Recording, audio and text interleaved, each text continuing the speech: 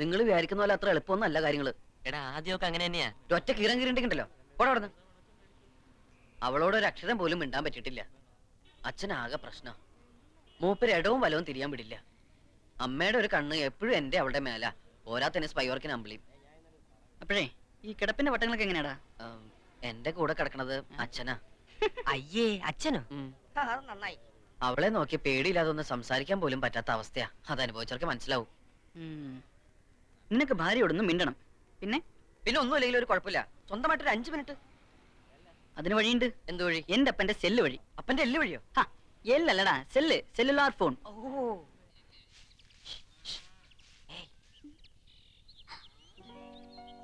എന്റെ ഈശ്വര, അമ്മായിമ്മ തുടങ്ങിയോ? ഇങ്ങനെയുള്ള പണികളൊന്നും എടുക്കണ്ട. കൈയിന്റെ സോഫ്റ്റ്നെസ് പോവും. പിന്നെ ഇത് സെല്ലുലർ ഫോണാ. എങ്ങനെ വിളിക്കണ്ടെന്നൊക്കെ ഇന്നത്തെ എഴുതിയുണ്ട്. രാത്രി അമ്മ അമ്പലേക്ക് ഉറങ്ങി കഴിയുമ്പോ എന്നെ വിളിക്കണം. ഞാനൊരു വേഴാമ്പലിനെ പോലെ കാത്തിരിക്കും.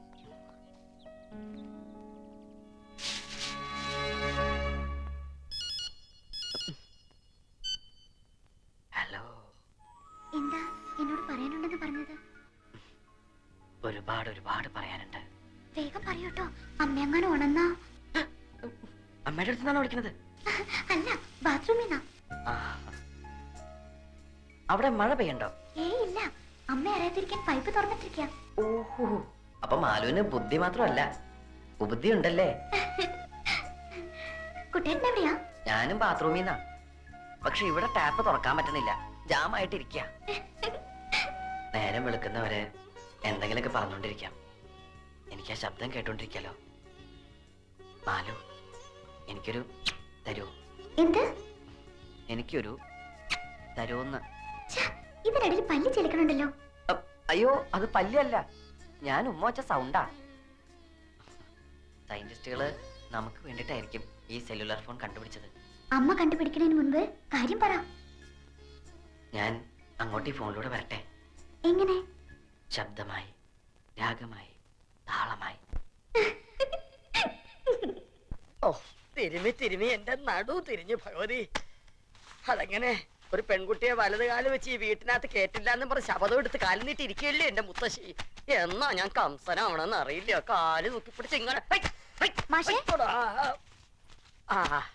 മാലു, എന്തായത്? മാഷ്, എനിക്കൊരു സഹായം ചെയ്തു തരണം. എന്താ, ഡൈവേഴ്സ് വാങ്ങി തരണോ? കരുനാക്കൊണ്ട് അങ്ങനെയൊന്നും പറയല്ലേ മാഷേ. നാളെ കുട്ടേട്ടന്റെ ബർത്ത്ഡേയാ. വേണോ നാളെ? ഞാനിവിടെ വന്നിട്ട് ആദ്യമായിട്ട് നടക്കണ ഒരു കാര്യ.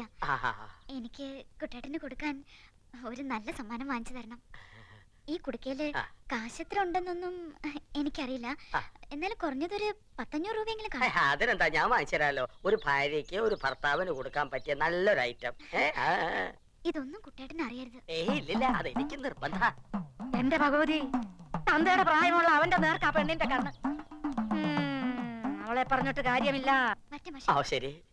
ഓ മുത്തശ്ശി,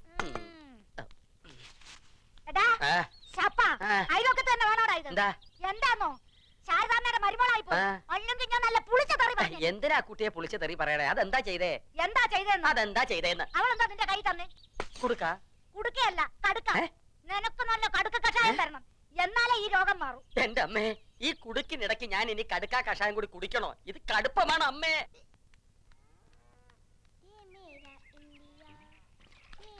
ഇവളാര്? Freedom fighter Sarojini Naidu.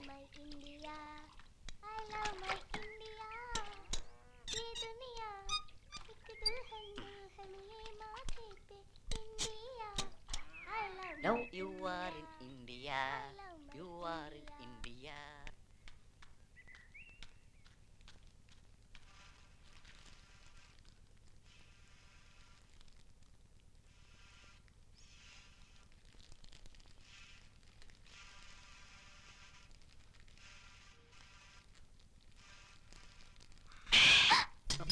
അയ്യോ, അച്ഛനും അമ്മയും അവരമ്പലത്തിൽ പ്രദക്ഷിണം വെച്ചോണ്ടിരിക്ക. ഞാൻ ഇടയ്ക്ക് മുങ്ങി. ഒരു കാര്യം പറയട്ടെ. അവള് ബാത്റൂമിൽ ഗാനമേള നടത്തിക്കൊണ്ടിരിക്ക. ഞാൻ പുറത്തുനിന്ന് പൂട്ടി. എന്താ എന്റെ സമ്മാനം പിറന്നാളിന്.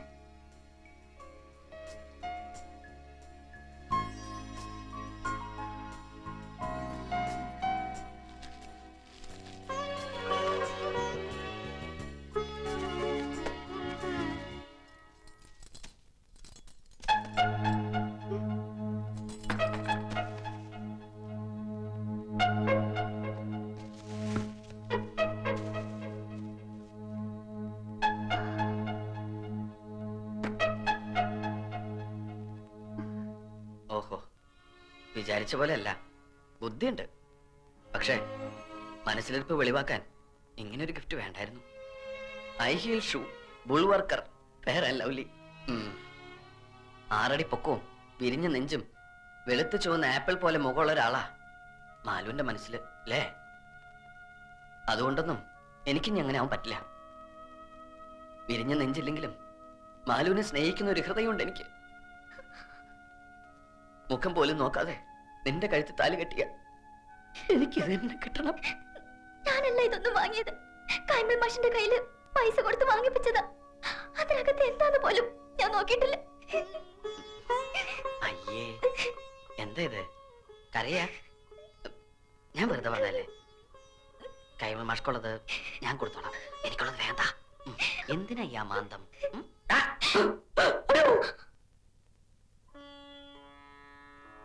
ഇന്നു മുതൽ ഞങ്ങൾ മാതാപിതാക്കന്മാരുടെ അസാന്നിധ്യത്തിൽ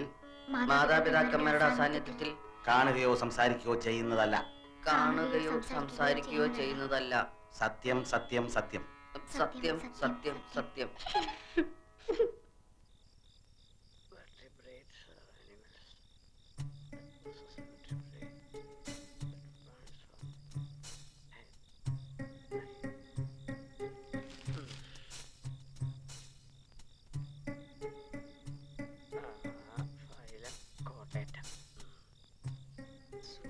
എന്റെ ബർത്ത്ഡേ ആക്കിയവനെ കാണിച്ചുതരാം.